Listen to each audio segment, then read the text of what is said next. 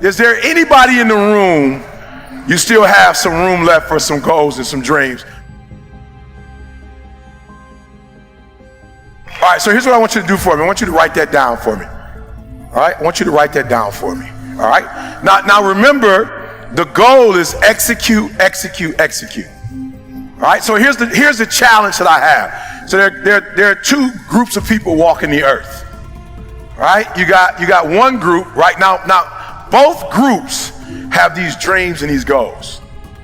Both groups, from the time that they were young, saw things on television, read things in books. They physically saw people doing things, and it was like, yo, I want to do that. Like, I want that. I remember being a kid, and I used to watch the Brady Bunch. And I used to be like, yo, I want a family like that. I remember watching it. See, my mom had me. She got pregnant at 17 with me. I didn't really start talking to my biological father, like literally having a conversation with my biological father until I was 30. So as a child, because I didn't have that, traditional home, I remember looking at the Brady Bunch going, I remember, Leave It to Beaver. Leave It to Beaver. Like, I just was like, as the Cleavers, like, they just had it going on. You know what I'm saying? They never like really argued. You know what I'm saying? Like, they worked everything out. Everybody like had roles and response. It was just, they were great. Right? And so I remember growing up, like, yo, one day, like, this is my reality. But one day I'm gonna have a family just like Leave It to Beaver. Like, I remember saying it to myself. And I remember friends, like, they want to drive these kind of cars and live in these type of neighborhoods. I wasn't really thinking about that kind of stuff. I was just like, you know what? Like, one day I just want to have a happy family. Like, I want to come home and I want my kids to like run up to me, Dad. When they get older, I want them to be proud of me. Right? I just had these dreams. I'm gonna put my kids through college. They're not gonna have to pay for college. I'm gonna put them through college. Like, they're gonna go to, these big colleges and whatever. I had dreams.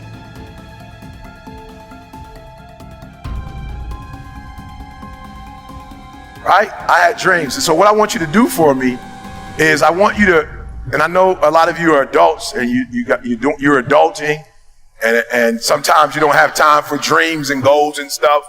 Right? But I want you to do me a favor. Like, don't let life do you like that. Like, don't let life put you in a circumstance or a situation where you stop dreaming. Like, don't let life put you in a situation where you are helping somebody else make their dreams become a reality that you forgot you have your own. Like, don't do that. Don't get so caught up giving some job 30, 40, 50, 60 hours of your day that you don't have any time left for yourself. And so what we're going to do right now, we're going to get back to the basics, right? We're going to get back to, and, I wake up every day and people say, yo, E, what's the thing? I know you say execution, but like, what's that thing? And it's like, to be fruitful, to multiply, to have dominion. Like, no. When I wake up every day, like, I claim that the first commandment was I was commissioned to be fruitful, to multiply, and to have dominion. Like, that's what I was commissioned to do. Like, that's the command. And so I want you to write down those dreams and goals that you still have that you have not accomplished. I want you to write them down.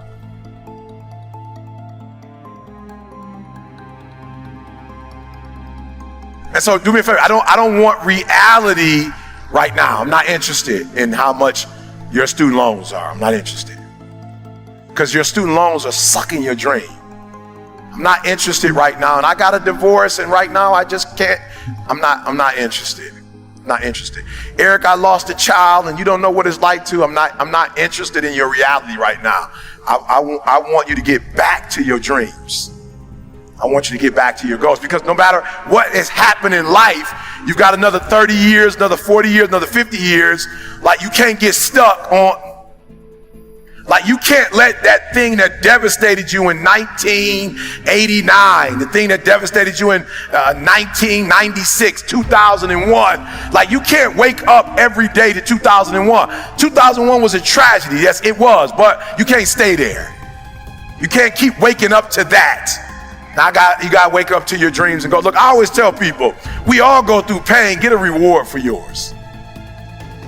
We all go through pain. We all go through pain. We all go through something. We all go through our go-through. I wouldn't have time to tell you about all the trauma that I went through in my life. But I just figured, since I went through so much trauma, I might as well use the trauma to make all my dreams become a reality.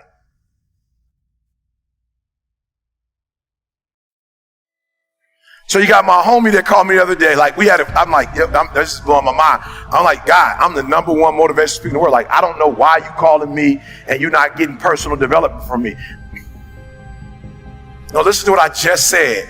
This is my best friend in the whole wide world. Listen to me very close. Like, this is the dude I trust with my wife and my kid. Like, this is the person that my dreams, like, he helped me with my dream. I said, why are we on the phone talking about deficits right now? Why are you doing that? Do you know people who don't know me and I'm not their best friend in the whole wide world have gone through one of my programs and now they killing the game, and you know me and you're not killing the game? So we're on the phone. I'm like, yo, God, do me a favor. Like, can we stop talking about your reality? I'm not interested. I'm like right now in marital bliss and you trying to bring me back to divorce. Like, you talking about your marriage and where it ain't. I don't want to talk about that right now. I'm in bliss. So don't bring me there. I'm a multimillionaire. You talking about you're not making enough money to take care of you. I don't want to talk about that talk. Can we talk about your dreams and goals and get to them? So we're having a conversation, right? And so I said, look, just stop, right? Just tell me, what are your dreams and goals? You're like, to be a multimillionaire, to do this with my wife, take care of my kid.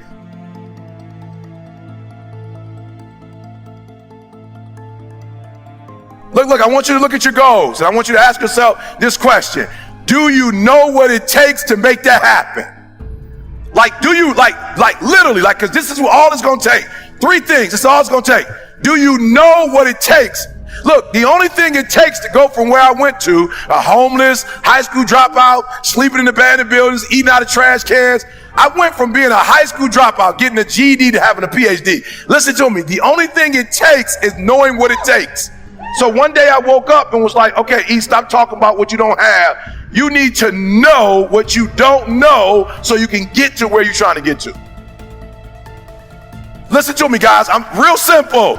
The first thing I'm going to ask you, do you know what it takes? That's it. Now, if you know what it takes, that's great. You mark it off.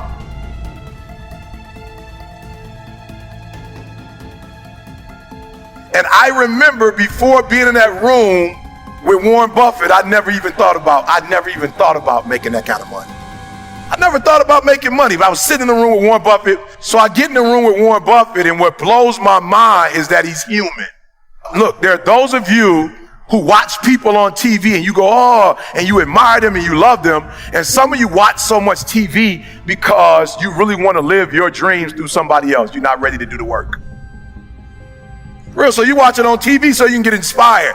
And so Warren Buffett, everybody's sitting down, Warren Buffett walks in the room, and when Warren Buffett walks in the room, it blows my mind. I'm like, yo, this dude is human. Like, he didn't come in with an Italian suit on. He came in with like a normal, I'm like, that's a normal suit.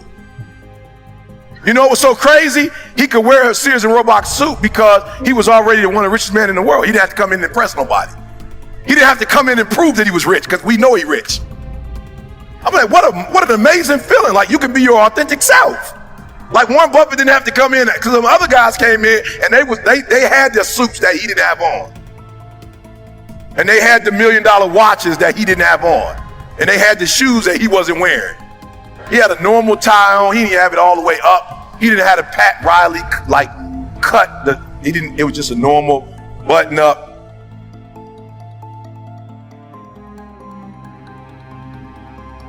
And he came in the room and he's not GQ. So he wasn't trying to act like he came in to give financial advice. And I sat there listening to this man talk, and I was like, whoa, my mom worked for Ford. She later got married. The person that became my father worked at GM. My whole life, I never heard that conversation before. I had only heard the working class language. It was a different language. And I walked out of that room and was like, yo, I know what it takes.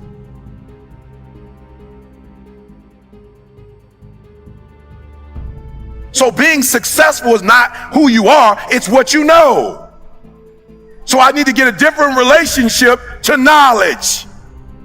So you're in this room and we've been here for a few days. We did not come here to be entertained. You did not come here to get pumped up. And I'm telling you, I'm hyped right now. So I'm hyped, but I did not come here just so you can get pumped up or get hyped. You have been given information. You are this close to making every dream you wrote down happen. Why? Because